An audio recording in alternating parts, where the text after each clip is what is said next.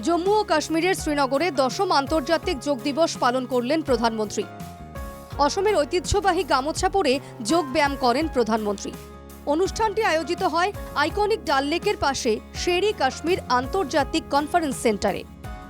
যোগ দিবসের সকালে তরুণ প্রজন্মের উপস্থিতি ছিল লক্ষণীয়।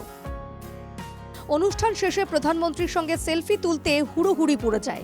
সকলের আবদার মেটাতে সকলের সঙ্গে সেলফি তোলেন মোদি। পরে তা শেয়ারও করেন সামাজিক মাধ্যমে। অনুষ্ঠান শেষে ভাষণে বিশ্বব্যাপী যোগ দিবসে অংশগ্রহণকারীদের শুভেচ্ছা জানান মোদি। তিনি বলেন, বিশ্বব্যাপী যোগ অনুশীলনকারীর সংখ্যা বাড়ছে। বিশ্ব নতুন যোগ ব্যায়াম অর্থনীতির উত্থান দেখছে।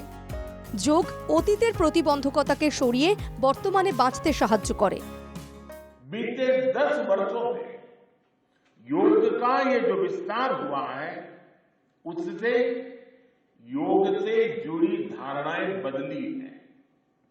योग अब सीमित दायरे से बाहर निकल रहा है।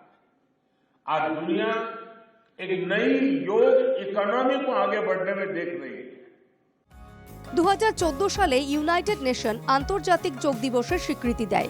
নরেন্দ্র মোদীর প্রস্তাবে সম্মতি জানান 177টি দেশের প্রতিনিধিরা। 2015 সালে কর্তব্য পথে যোগ দিবসের অনুষ্ঠান পালিত হয়। গত 10 বছরে গোটা বিশ্ব জুড়ে প্রসার বেড়েছে যোগের।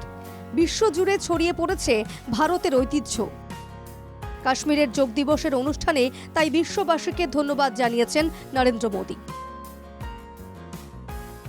Bureau report, NKTV Bangla.